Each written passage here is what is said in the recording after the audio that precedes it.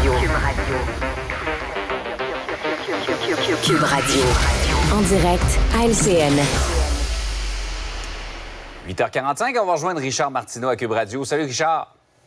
Salut Jean-François, je me regarde, j'ai l'air d'un gars qui arrive d'un safari au Kenya, là, exactement, ce matin. J'osais pas te le dire.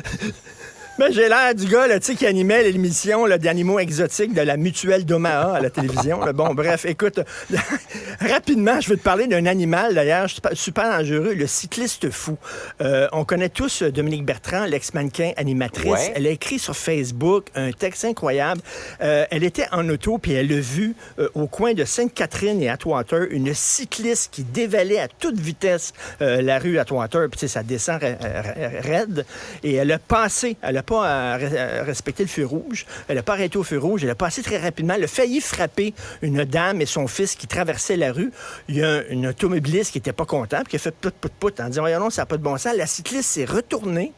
Elle a craché sur l'automobile. Elle a enlevé son casque et elle a frappé le pare-brise à plusieurs reprises avec son casque de vélo. Alors, tu sais, des fois, on parle de rage au volant, mais aussi la rage au guidon. Maintenant, ça a l'air, là, la rage au guidon. Donc, c'est vrai qu'il y a des automobilistes qui n'ont pas de maudit bon sens, mais écoute, il y a des cyclistes aussi qui sont vraiment pas corrects. Ça va pour toutes les catégories d'utilisateurs du réseau routier, effectivement. Richard, tu voulais nous parler de cette vague de surdose à Montréal. Ça s'est illustré, la fin de semaine passée, quand on a vu 4 personnes qui ont été transportées à l'hôpital en surdose. Il y en a une qui est morte, d'ailleurs. Oui, 9 personnes, en fait, en surdose au coin de Saint-Laurent et Ontario. On dit que c'était de la drogue contaminée, probablement. Et tu sais aussi qu'il y a une vague, bien sûr, d'opioïdes, de gens qui meurent de surdose d'opioïdes depuis des années, là. Et moi, je me demande, écoute, est-ce que la police fait tout ce qu'il faut pour arrêter les revendeurs de drogue? Je lisais, il y a des gens qui habitent dans le coin où ça s'est déroulé, là, Saint-Laurent, Ontario, puis ils disent, on les voit, les revendeurs de drogue, ils se font pas achaler par la police. Tu sais, des fois, je te parle de Steve, entre guillemets, là, les revendeurs de drogue ici au parc Émilie-Gamelin.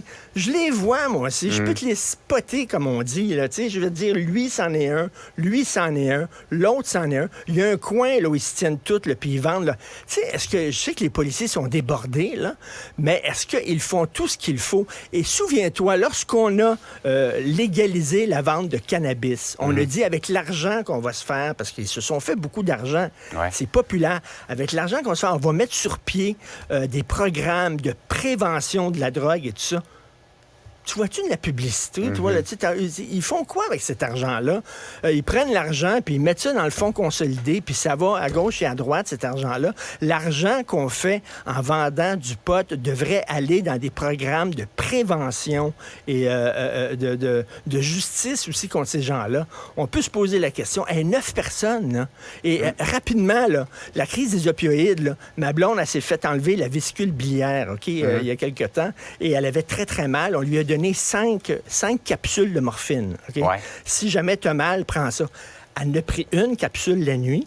Le lendemain, elle est allée porter les 4 autres à la pharmacie. Elle me dit, Richard, je ne veux plus toucher à ça. C'était le trip de ma vie. J'étais tellement bien, j'ai jamais été aussi bien que ça dans ma vie. Elle dit, je vais les reporter là-bas. Mais il y a peut-être des gens qui en prennent une, puis qui disent, hey, les 4 autres, je vais les vendre. Moi, sur le marché noir, exactement, ces comprimés-là. Bref, c'est super dangereux, là. Absolument. Dans un tout autre ordre d'idée, Gala des Gémeaux, hier, pour la première fois, on remettait des prix d'interprétation non genrés. Oui, ben on dit, écoute, là, il y a des prix de réalisation. Il n'y a pas meilleur réalisateur, meilleure réalisatrice. Il n'y a pas meilleur monteur, meilleure monteuse.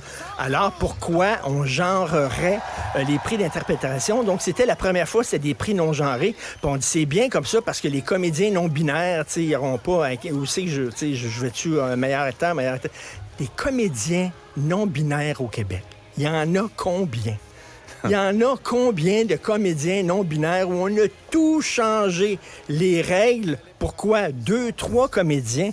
Et je m'excuse, mais tu sais, quand tu joues avec ta voix, tu joues avec ton corps, c'est pas la même chose. Je peux comprendre là, que meilleur acteur, meilleure actrice, d'ailleurs, c'est pas les mêmes rôles qu'on offre aux gars et aux filles. Malheureusement, souvent, il y a les rôles plus intéressants pour les hommes, moins pour les filles. À un moment donné, je pense que ça tombe sur le sens que, meilleur chanteur, meilleure chanteuse au Grammy, c'est pas la même chose, chanteur, chanteuse et tout ça. Donc, je trouve ça bizarre qu'on a enlevé ça pour quelques personnes, pour accommoder quelques personnes. Et écoute, on revient encore aux toilettes non-genrées. On va en parler au cours des prochaines semaines et des prochains mois de ça, parce que c'est vraiment un casse-tête incroyable. Donc, première fois qu'il y avait des prix non-genrés. Je ne sais pas si on va revenir en arrière, mais même les comédiens et les comédiennes, il y en a qui sont pas très contents de ça. Surtout les comédiennes, ils disent, là, on risque une année, il va y avoir 2 gars qui vont gagner meilleure interprétation et il n'y aura pas de filles. Ouais. Ou peut-être un gars et une drag queen. Voilà. Et donc, on n'a pas besoin de filles. En tout cas, la question se pose de plus en plus dans tous les domaines. Richard, je te laisse retourner à ton safari. On se retrouve demain. Je ressemble à l'oncle Pierre dans Capitaine Bonhomme. Alors, bonne journée. À demain. Salut, à demain. Restez connectés. Tout ce que vous avez manqué est disponible sur l'application Cube ou en ligne au cube.ca.